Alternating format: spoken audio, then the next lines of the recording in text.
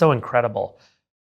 What do you view the future of human-computer interaction being 5 to 10 years from now, as AI evolves, as computing evolves? Am I looking at a screen? Am I typing in a chat? Am I using an AirPod and just getting audio? Am I doing audio plus a screen?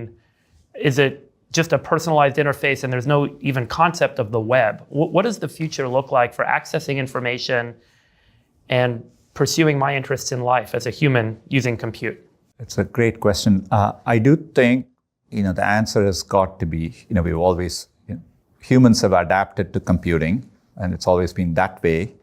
But over time, the answer will be that you need to do less of the hard work, less of the adaptation, and computing kind of works for you, right? And that's the holy grail, I think. And we are making progress, right? Be it touch, be it voice, everything inches us towards this future.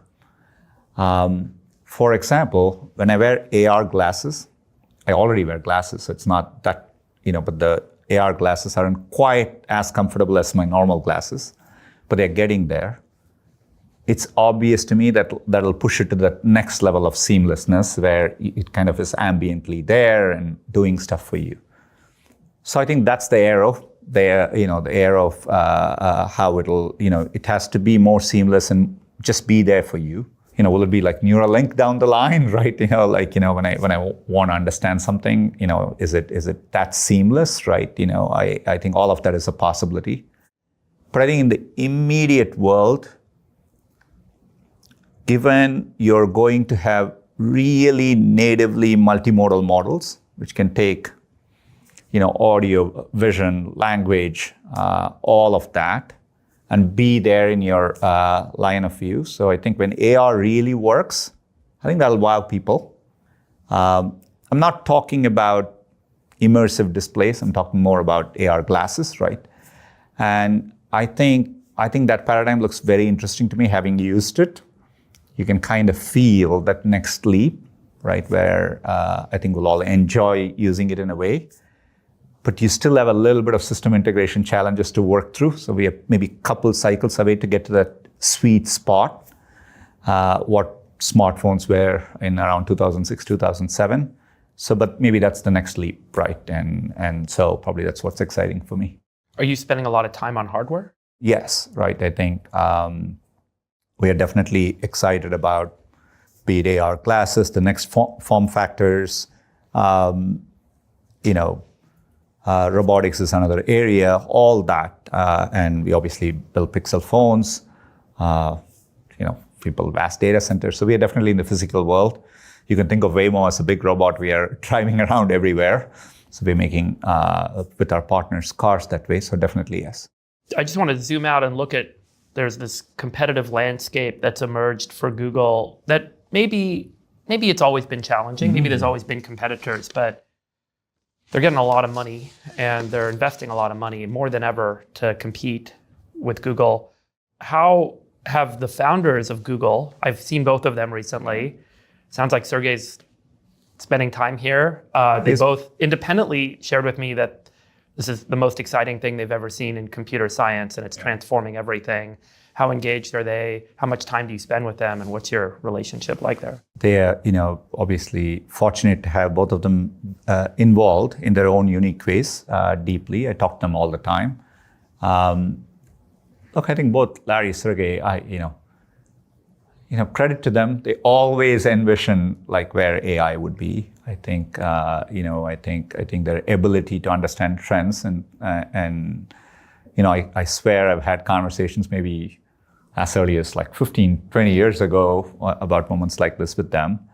I think they both would argue that this is the most exciting time in the field, and they both engage in their own ways. I think Sergey is definitely spending time with the Gemini team at in a pretty hardcore way, like sitting and coding and spending time with the engineers. And that gives the energy to the team, which I think it's unparalleled, right? Like to have a founder sitting there looking at loss curves, giving feedback on model architectures, how can we improve post-training, et cetera. I think it's a rare place to be. But my favorite conversations are sometimes when the three of us sit and talk. The combination of, they're very non-linear thinkers. So I feel like it expands the conversation into ways which you always don't expect. And out of it, which comes interesting ideas. So I think I always have access to that. But I think I've worked with them for such a long time. There is friendship, respect, mutual dialogue.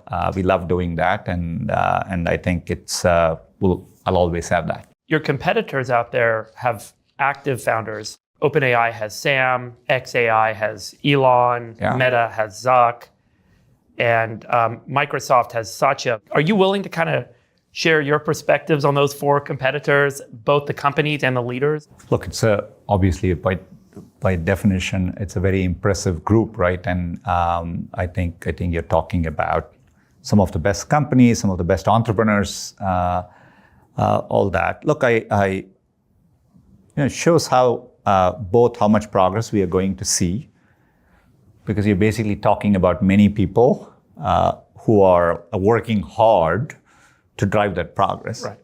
So to the earlier question, when you were talking about, are we going to see progress?